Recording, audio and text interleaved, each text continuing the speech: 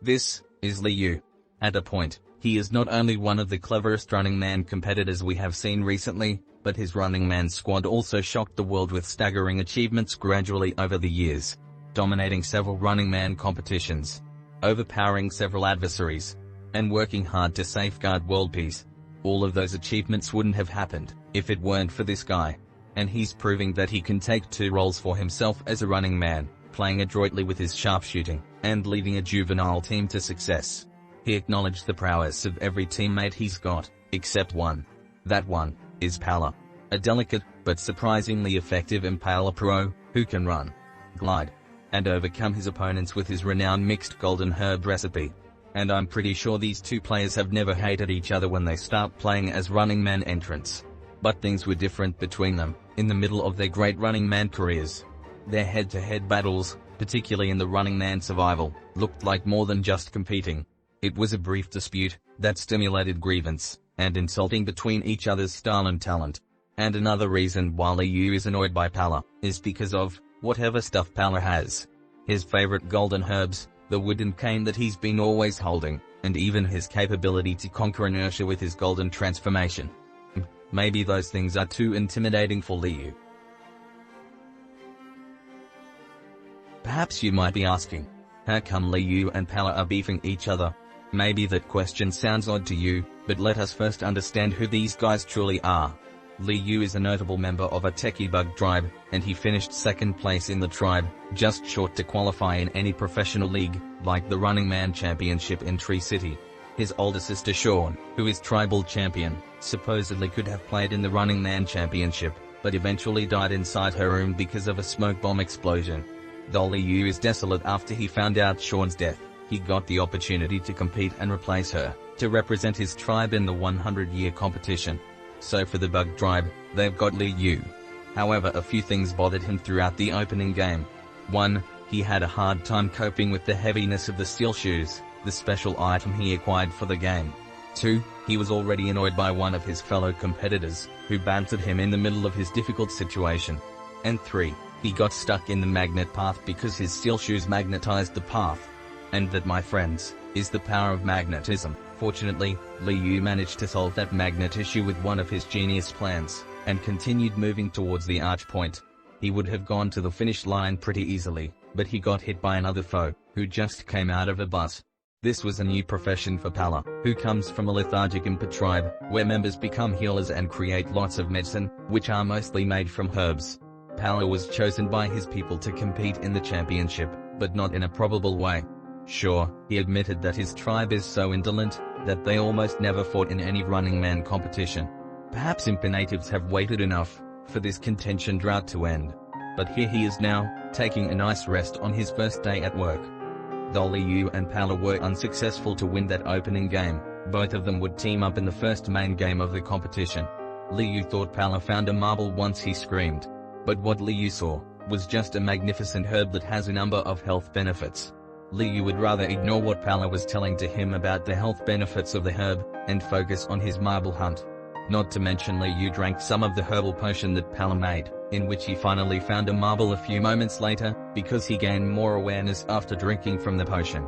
Suddenly, they heard a strange bell sound shortly thereafter, wherein Liu immediately took flight and left Pala behind, who would get eliminated by the bell hunter Kuga. Liu would win that game later on, after he upset Kuga by catching a game-winning marble before him, in the last-ditch play. But in the very next game, Kuga remained a threat again to his fellow contestants, who were eager to defeat Kuga by joining forces to knock him out at once. They did huddle up to come up with that strategy, but they ignored Pala, and left him behind without letting him join in just a second.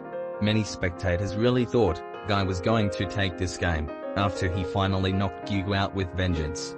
But in a surprising turn, Pala surprised everyone that he's still in the game, after being ignored by his competitors, and he found the emblem that belongs to Guy. He quickly smashed his emblem, after he called Guy that he was going to snatch this thing away, and had tears of joy, as he walked slowly to the platform, in celebrating his first ever victory. Bingo! Are you all watching this? Ignore me and I'll...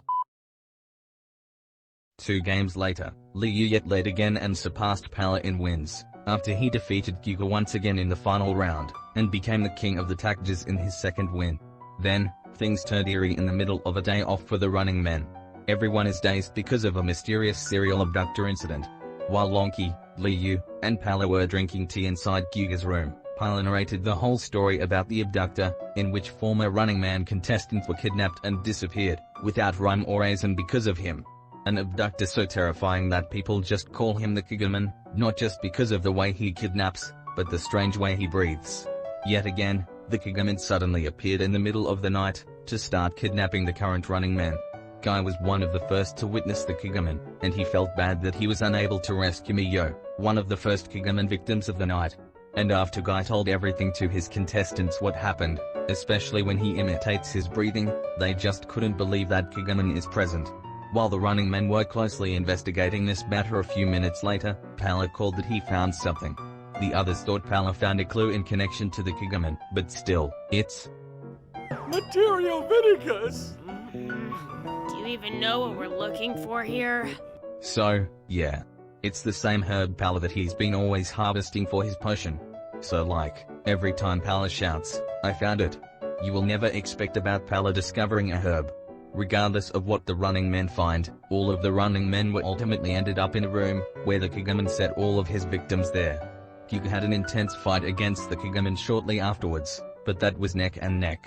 And Kigaman would get escorted back to his capsule, while the running men were no longer victims of the Kigaman incident.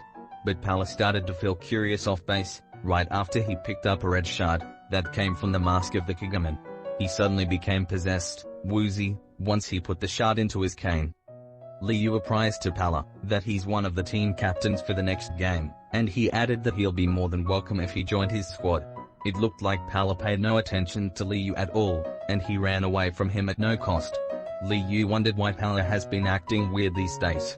But when he turned around and saw the hallway, he got scared and ran away as well, in which I gotta say, a clear hallway like that is quite spooky. Pala did join Liu's team thereafter, but not in a prompt manner. When he was asked to pick a team for the next game, he was hesitating a lot, until he was automatically placed in Liu's team by the game master. With Liu still checking on Pala, who is still ailing at the start of the team match, he told him to stay put for a while to shake his malady off. Yet things have gotten worse, after Lonky and Popo tugged the cane away from Pala. Pala became very nuts, brainwashed, harshly annihilating his opponents, just trying to pull away. But Liu had a plan to stop Pala from feeling possessed. His competitors surrounded Pala to keep him still, until he fired a bullet straight at Pala's cane, to break his curse. Liu would embarrass Gyuga, again in the end game, after he furtively hit him with a change ball, to win for his red team. That's despite the fact that Pala's still on Liu's red team, since he was last hit by a red change ball. So I guess, Liu and Pala won together for a moment. Liu however had been relatively quiet right after that victory, while he could only watch Pala ride a roller coaster, and win the next 2 games with Lonky and Popo. During one of those 2 games, Pala tried to help Liu with capturing the ball bots, but instead, he tripped over the wire, and he might have trod Mr. Suitcase in the act. Pala apologized to Liu right away for the trouble he caused, but Liu didn't accept his apology, and walked away. Then in the finals against the DV7, Liu, Pala, and the rest of the running men were heartbroken after they lost in an unexpected matchup with the DV7. Yes, that's brainwashed Guy, aka Man X. This was a best of 3 series, so Liu had to coach his team after that disappointment in round 1. Liu's so clever that he came up with a plan so quick for round 2, and he mentioned it to his teammates in detail. But Pala did not agree with the plan. Liu told him that his role in round 2 was to take on the man who was formerly known as the Kigaman, and now known as Maken, the legendary Bars tribe master. Liu even gave Pala an advice: whenever he gets crushed by the behemoth. Of course I can. Which means you'll get up no matter how many times you fall! Yeah, I guess. And it's not just Pala who is loathing. It's his other teammates, who were bewildered, and thought Liu's strategizing became worse, that he probably might have bumped his head or something. Though Liu's teammates did not like the way Liu strategized for round 2, the plan actually worked, and Team Running Man managed to win that game, capped off by Liu's game-winning touchdown, and would go on to win the deciding round 3, to free the brainwashed contestants. Though Pala got hurt really bad in round 2 as expected, he was casual about being pummeled by the much stronger opponent, only because he found a bunch of his favorite herbs around the game stage before his elimination. As a matter of fact, Pala really helped Liu during that final round 3, after a troublesome incident. He did it by offering some of his herbal potion to Liu in a capsule, to give him a boost in the forthcoming battle, where he would share it with Giga, trying to outwit the immoral Charming Gold. After that, disaster. Pala supposedly could have been the last person to stop the destruction caused by the Earth God Orcus, by putting the last artifact in Orcus' body. The running men did exactly what they were expected to do, but the artifact that Pala put in there was terribly a forgery. Pala's cane is actually the true artifact of his Impa tribe, which is why according to Charming Gold's servant and former Impa tribe master Dr. Mala, the cane was one of the antiques possessed by the herb master. And that would explain the ancient writing on the cane. Pala was eventually killed in the tragedy, and it had cast a gloom over the running men. But thanks to Popo's time card magic, the running men were given a lifeline. This time, Liu handled the final step. He took the artifact away from Pala, grabbed Pala's cane, and placed it in the hole to make sure they wouldn't make the tragedy happen. Liu actually did the right thing to stop Orcus, before the running men restored peace, saved the world, as they knocked down Orcus in a close-out. So, Liu and Pala crossed paths in the Running Man Championship with a little bit of trouble. But this dispute would start to escalate, if we unfold what happened, during the time the running men appeared in Old City out of the blue for the Running Man Survival. They had to compete in the survival games, because they were taking this opportunity to win it all, and to be freed from confinement in Old City. The running men would relive playing the solo marches, dating back to the championship. But on this occasion, they are more or less in head-to-head battles. And for the very first time in their Running Man careers, Liu and Pala fought each other, in the first minigame of the Running Man Survival. And that is the time the feud got real. You ready? Let's get into it. At first, the two didn't feel like competing, considering that they were deciding how were they going to play this game of catching the Petty Akong. But then, the Petty Akong intentionally bit Pala's cane, and he called Liu to take it out from him quickly. After you caught it, the duo completely forgot the game mechanics, and they didn't realize Liu was rewarded with a point because of that. Pala was yet again irked by another Petty Akong, who bit his butt. Liu would again grab Petty Akong, not only to save Pala, but score for the second time in the game. Liu was just trying to help Pala, and he didn't even mean to score that much early, as Pala felt dismayed, after Liu earned his second point. But he soon turned things around, when he finally managed to solve that hitch, by exploiting his golden transformation. Liu already felt desperate that Pala kept piling up for himself, until he scored 10 consecutive points with little time left. This game looked far from over, but Liu had one last-ditch play to get his lead back. He had to capture the golden Petty Akong, before time runs out in order to bounce back and win this one. With the game on the line, Liu leaped high in the air, hoping to catch it ahead of golden Pala. In the end, Liu got the golden Petty Akong, got the lead, and got the win. After that, it's Pala's turn to put on a show. He did put up a fight and showed us some high-level effort, with his golden self in the next mini-game, despite a close loss to the Iron Beast. But then the Iron Beast chose to keep Pala in the competition, and team up with him, just to get some of his medicine. And so, he did get some medicine. Liu noticed the golden color on the Iron Beast looked very familiar, and he was even astonished, when Pala showed up once more after turning himself golden. He just overpowered the Hurricane and Ensemble twins in the air, to quickly slip through their twin bodies, and tag their shields attached on their backs. Pala was rewarded with lots of points for that, but it was short-lived, because shortly thereafter, a couple of Pulyalu strangers took all of his points away, and used them to be released from imprisonment.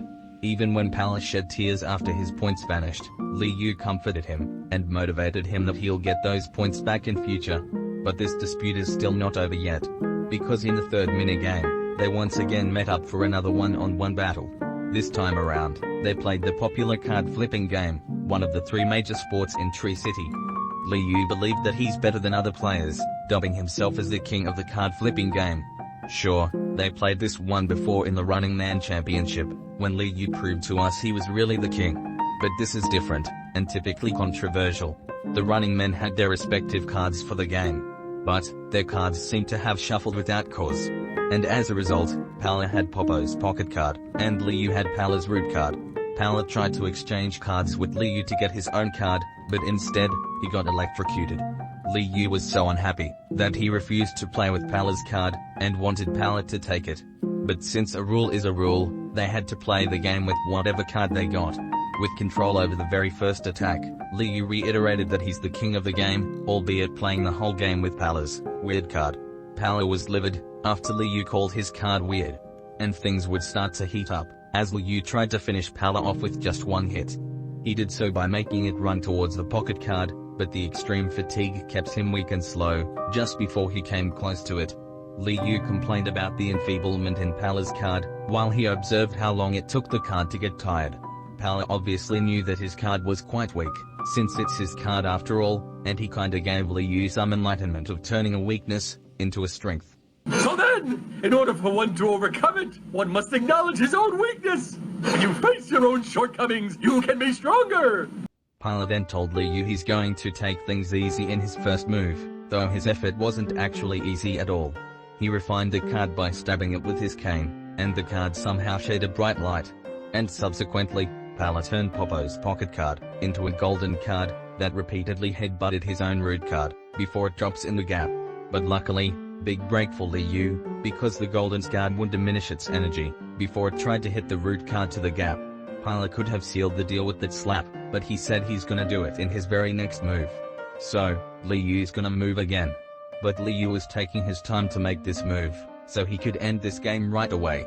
Since Liu had Pala's card, he was wondering how he could do it if he were Pala. But when he spotted Pala's cane, he already figured out how. He'll do it the Pala way. And so, Liu copied Pala by doing his habitual shake it thing, and Pala had no idea on what's going on him. So Liu, how are you going to win this game? What do I need to win? Of course, Material Vinicus! But Pala answered that his card's only applicable for defensive moves, and warned to him that he'll definitely lose if he won't execute this attack effectively. Liu admitted that he might lose this game, but his execution in his next move was laboring, that he's really giving back his cane, by running again towards the pocket card, and stabbing it with the cane to keep him rooted. That lethal move earned Liu his second ever win against Pala, and he yet again reiterated his superiority, no matter what card he gets. Even with a card like this, I'm still king of the game! Pala kinda blamed himself, that it was not fair, for speaking his advice openly to Liu, who thanked him for making himself improve after reflecting on his advice. But from there on, the two would no longer meet up in single combats, and they were both finalists in the competition, although it was soon to be rigged because of the evil priest Hakong.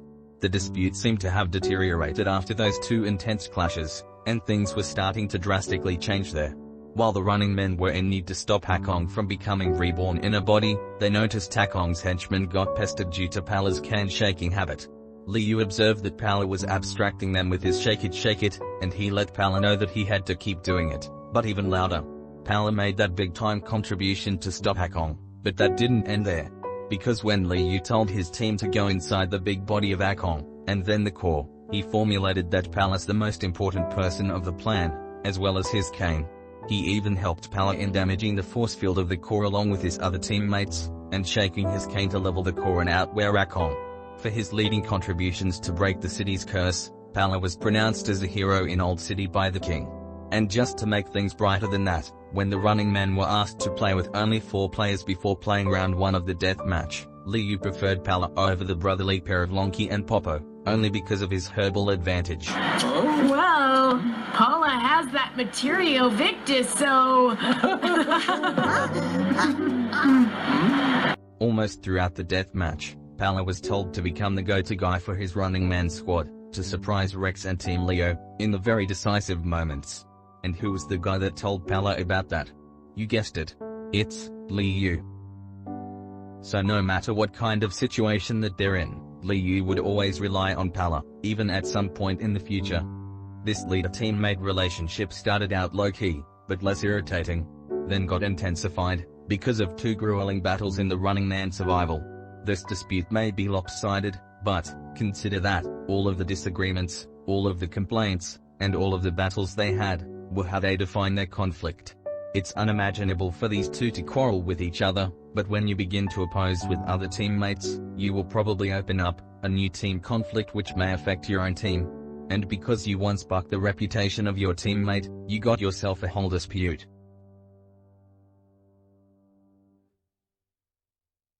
Thank you so much for watching. If you want to learn more about the first ever matchup between these two players, I can rewind that for you if you just click this video right here. Or if you just want to see some more feud files, check out this playlist here.